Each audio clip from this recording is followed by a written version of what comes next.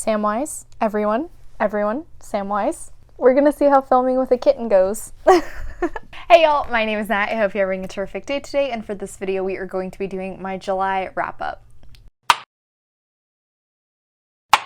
Before I get into anything bookish, however, make sure to hit like and subscribe down below, as well as tell me in the comments, did you have any DNFs this month, and if so, what were they? So, you know, the usual obligatory, wow, time is moving so fast. July, I barely knew her. She is officially gone. Unfortunately for me, I have been kind of sliding into a reading slump. I think I talked about that in my TBR. However, after I filmed that, I then had a day where I read an entire book in one sitting. Am I actually in a slump? I don't know. Maybe it's just one book. Maybe it's just the one book that I thought I wanted to read, and maybe I don't. Anyway, before we get into all of my reviews, let's first go over my stats for the month. This month I read 9 books, and across those I read only 848 pages using my eyes. Instead, I had about 55.42 hours listened to via audiobook. That's a lot. Obviously, audiobooks are my preferred medium this month. However, my total page count, which included converting audiobook hours to pages, was 3,007 pages. My average rating was 4.33, which is fantastic. Wow, clearly I had a fantastic reading month until this one book that just isn't happening. I did unfortunately have one DNF, and I actually had 2 rereads. As for the goals I set for myself, unfortunately I did not get my big book read this month, but I can deal with it. I did, however, read both a comic book and a nonfiction book. As for my genre breakdown, I have my 1 graphic novel, 2 contemporaries, 1 thriller, 1 nonfiction, 1 book that I marked as classic, but I don't really know if that's technically a genre. We're just gonna work with it. 2 horror books and 1 romance. Hopping into my official reviews, first off, I'm gonna go over the books which I did read this month, but I'm not going to review here. I do have many planned videos coming out which involve all of these books. So going from my lowest rated to my highest rated of these books, first is Spoiler Alert by Loveyoubye. I'm not gonna talk about this one here, but keep your eyes peeled for a reading vlog which should be coming out here shortly. After that is The Fixer-Upper by Lauren Forsyth, and I read this one as a part of my ARC reading vlog. That is the one video which has already come out, so right over there. Next is The Last House on Needless Street by Katrina, and while I really enjoyed this one, you're not going to hear a review for quite some time, if I'm being honest. After that is The Outsiders by 𝗖cieः𝘁𝘁. This was a reread for me, and I did really enjoy it. Again, thankfully, it definitely lived up. Keep your eyes peeled for this video. And then finally, lastly, is a book that I've been needing to get to for so long to finish out this video, and that's A Man Called Ove by Fredrik Backman. Also really loved this one. Keep your eyes peeled for this video. Again, should be coming out here shortly, but the one thing I will tell you is this is my favorite book of the month. I loved it. 5 stars, was fantastic. Okay, so now getting into books I can actually review for y'all. First up is Horrid by Katrina, leno. I'm so glad I finally got around to reading this because this cover is stunning and I would love the opportunity to actually showcase it on my shelves, but I don't have room for that. Thank you, Sam, for running across my computer. This is a YA horror story in which we're following Jane after the death of her father, which has now left she and her mother completely broke. They end up moving across the country from California to Maine to live in the house that her mother actually grew up in, which has been sitting abandoned for years now. As if the house wasn't creepy enough, Jane then finds that there is a little girl's bedroom which looks like it hasn't been touched in years. Her mother tells her to drop it, however Jane is determined to start figuring out more. I really enjoyed this one. The creep factor definitely matched this gorgeous cover. Rather than chapters, this book is actually broken down into lines of a poem which I've actually heard many a times in my life, but never the entirety of it apparently, because I did not realize how creepy this poem truly was. The book starts with Leno giving you the poem that this story is based on, and it sets that creepy, uneasy atmosphere right from the beginning. Although I read this in July, this is actually a perfect October to November read. While this wasn't the most original plot in the world, I do think that the layout with the initial poem and then the different themes which were brought up and discussed did help this to stand out. Unfortunately, the characters were probably the weakest link in this story. I say unfortunately because characters are usually my favorite part. Excluding Jane, most other characters were pretty one-note and were very clearly just background. However, I do think Jane was a strong protagonist to follow, and as we got to learn more and more about her, I was very intrigued to see what her reaction to the final answer of the story was going to be. She's 17 and comes across as really mature and level-headed. We do get to see some flaws and start to understand just how horrid she can be at times. I think the ending reveal in this was handled in a very clever way. There's certainly enough clues throughout the book to lead you to the conclusion, but the way the author unveils it to you makes it still surprising and spooky. And then y'all, like the finale in this, wow, I did not expect this to go there. I did not expect this to take that turn, but I really admire Leno for taking that jump in a horror story, but particularly a YA horror story. I know it won't be everybody's cup of tea, but I actually really enjoyed it. In the end, this came out to about 4 stars. I definitely am glad I finally got around to reading this. Thankfully, the inside was just as creepy as the outside, and I really love the review that Kat at Paperback Dreams said about this, which was, I'd eat this book. Okay, so next up was my comic, which I read for the month, and this was actually a reread for me. At least I think it was a reread. My Storygraph says I read this twice, but my Goodreads says I only read it once. I'm not really sure which to believe, but that was Spider-Gwen Volume 0 Most Wanted by Jason Latour and illustrated by Robbie Rodriguez. So now that I own the entirety of this 2015 run, I wanted to reread the volumes I've already read previously and then finish out the rest of the series. Starting out, I totally forgot that this volume is basically a starting introduction to Spider-Gwen as a character.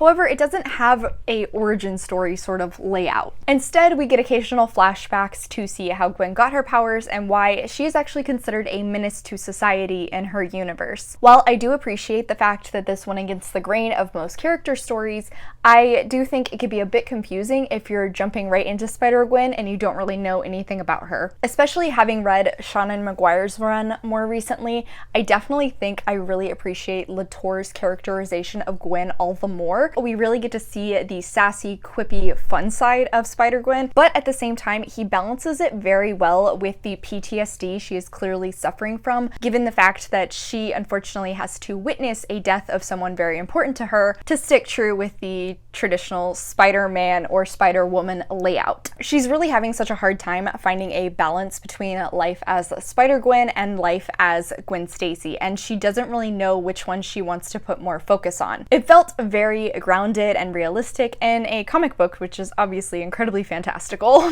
Given that this is set in a alternate universe, one of my absolutely favorite things is seeing what differs between this universe and the original 616. So we do get to see some important characters that bleed over from Peter Parker's universe, but at the same time, we also see some which are very different, such as Matt Murdock and Frank Castle, and I really enjoyed that, and I can't wait to see more of them interacting with Gwen. I love the colors utilized in this run. It is gorgeous. It's very Technicolor. It feels sort of old school. I think the closest thing it really reminds me of is the Batman Beyond TV show. Another comparison I definitely noticed between this one and the newer run is the fight scenes in this were a lot better paced. It didn't seem like they were over in a single page. There was more time to appreciate them and really see how strong of a fighter Gwen is. One issue I do have with the art style in this that really kept taking me out of the story is Gwen's eyes. Specifically Gwen's. There would be other characters occasionally I would notice it too. Her eyes just seem disproportional to her head, and every time I would notice it, it would just distract me all over again. So all in all, I did really enjoy this one. I am so glad I started rereading it because I forgot how much I enjoy Latour's characterization of Gwen, and I can't wait to finish out the series. A new goal for myself moving forward is I'm gonna try and read my comic books on Saturday mornings when I have the most time. So I'm really hoping that way I can start making more progress through my comic runs a lot faster. This one also came out to 4 stars. Next is my nonfiction book for the month, and that was Let's Pretend This Never Happened by Jenny Lawson. Only thing I knew about Jenny Lawson before I bought this was that she was incredibly hilarious and she has 3 memoirs. I wasn't really sure what to expect going in. I do have to agree though with everybody else, she is absolutely hilarious. This was a wacky, weird, hilariously strange memoir filled with ramblings and strange stories, part of which you're not really sure if they're true or not. And I mean, the subtitle is literally a mostly true memoir. So I definitely know this writing style is not for everybody. Even for me, I occasionally would have to take breaks from it because I would just get kind of exhausted being in Lawson's head. Very stream of consciousness, taking little side streets here and there between stories to explain additional details and dive down other stories. It could be a lot. Pretty rambly. There's lots of back and forth with both itself and even the editor at times. So even though I wouldn't really recommend sitting down and reading this entire thing in one go, I did did really enjoy this. It did take me a good few weeks to work through it because I would pick it up and read about one chapter at a time, but every single time I picked it up, I was cracking up laughing. Although I did read it physically, I'm sure if Jenny Lawson reads this, the audiobook is probably fantastic. Apart from moving forward chronologically, and sometimes not even that, there doesn't really seem to be a rhyme or reason to the stories told. There isn't really a cohesive theme connecting all of them, I don't think. So it feels a bit disjointed, but at the same time, that kind of fits perfectly with the entire writing style, meaning it kind of adds to the charm. This was weird, but also hilarious. I definitely would recommend this to you if you enjoyed Seth Rogen's or Rachel Bloom's memoirs. I'm certainly going to pick up the next of her books. I think her second one is called Furiously Happy, and I gave this one 4 stars as well. I really enjoyed it, and like I said, I can't wait to try out more of her stuff. After that is Eleanor, Oliphant is Completely Fine by Gail Honeyman,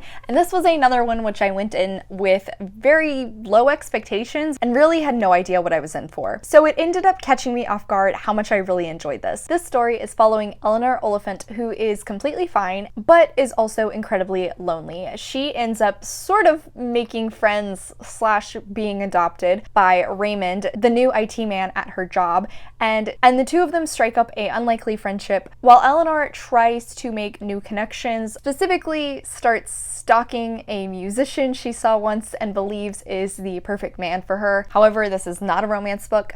Not at all. Right from the beginning, it's quite obvious that we're not really supposed to like Eleanor. She's unaware of the world around her, but at the same time insists that she's the smartest person in the room and everybody else is a total idiot. This leads to so many uncomfortable situations and secondhand embarrassment. But not for Eleanor. No. For everybody around her, and then for you. While I was definitely cringing at this book at times, it's hard not to laugh at the irony. Definitely became apparent to me that this was going to be a slow-moving character study, and I can't say I'm mad about that given that those kind of books are usually my favorite. We're just following this unlikable, lonely woman with a mysterious past, and I was strapped in for the ride. Like I said, although she sort of befriends Raymond, it's more like he adopts her and slowly starts introducing her to new avenues in life and new things to experience. And with that, she slowly starts to improve her relationship with the world and with herself. She's really quirky and odd, but I actually enjoyed getting to know her so much and finally understanding who she was and seeing past her sour exterior. She grows and changes throughout the story, with little pieces of her background slowly being showcased to us.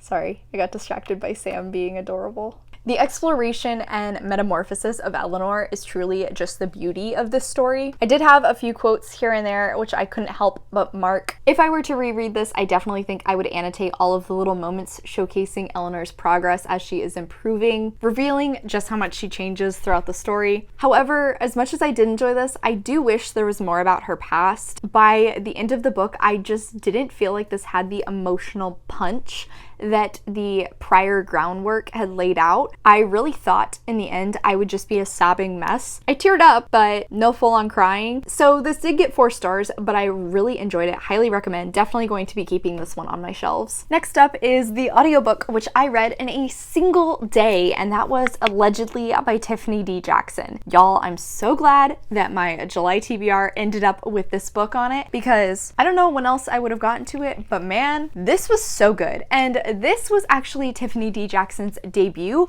but I think of the 3 books I've read from her now, this is my favorite. I've already had experience with her. I knew she could pull out some really shocking twists, but this one, yeah, my jaw dropped on the floor. At first, I didn't even realize what was happening, and then I stopped, backed up the audiobook, re-listened to it, and my brain just went into overdrive rethinking everything about this book. I think it is both so fantastic and so sad that Jackson takes inspiration from these real-life stories and turns them into these thought-provoking, gripping thrillers. This book, like her previous 2, which I've read, could be so infuriating at times. Oh, right, I'm supposed to give you a summary. Allegedly is the story of Mary Addison, who is a 16-year-old, and when she was 9, she was accused of killing a little girl who her mother looked after. Although Mary has spent time in prison, she is now living in a group home, and unfortunately for her, has recently discovered she is pregnant, and the state is actually threatening to take her child away. That's just the push Mary needs to explain the actual events which occurred when she was 9 years old,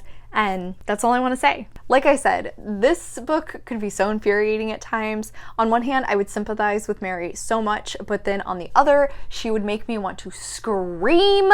I desperately wanted her to reach out to some of the helpful adults in her life, but then we're reminded time and time again of how many times she has put her faith in the system only to be let down. I was pleasantly surprised at the media element that this book ended up taking, showcasing the injustice of how this case was presented to the public and how public involvement actually ended up impacting the story. Media can seriously affect how we perceive a story, but our interactions can affect how other people see the story and then how the media will report on it in the future. Once again, Jackson's character work in this book was impeccable. She creates such a vivid picture of this teenager, so clearly puts us in this character's mind, but she manages to hold just enough back that there are still surprises. I do think that some of the side characters could have been built up a bit more, such as Ted, Mary's love interest within the story, but there would be other characters who I initially thought were quite two-dimensional, only to be shocked later with the amount of detail that I just wasn't noticing. The book also has occasional articles, reviews, and interviews woven throughout the story from when Mary was originally arrested for the death of baby 𝗖cie. While I did kind of think these messed with the pacing at times, I do believe they added to the overall story, and especially after the final reveal, I think they were much more important than I gave them credit for. Since I finished the entirety of this book in a single day, I think you can tell my intrigue was through the roof. I did not want to stop listening. However, I will say I seriously recommend checking out content warnings if you need them, because this book gets really dark. I mean, just from the summary, I think you can put that together that it's fairly dark. I was shocked at how gruesome it could get at points. This was freaking fantastic though. 4.5 stars. I really enjoyed this one. Like I said, I think this is my favorite of Tiffany D. Jackson's work, but I'm incredibly intrigued about her new book coming out, which I believe is a retelling of Carrie. I can't wait for that. Okay, y'all, so that is it for today. Thank you so much for coming to my channel. I really appreciate it. Make sure to hit like and subscribe down below. I have all my socials linked in the description if you're interested in keeping up with what I am reading. I come out with videos on Monday and Friday, but until then, I hope you continue to have a terrific day. Love you, bye!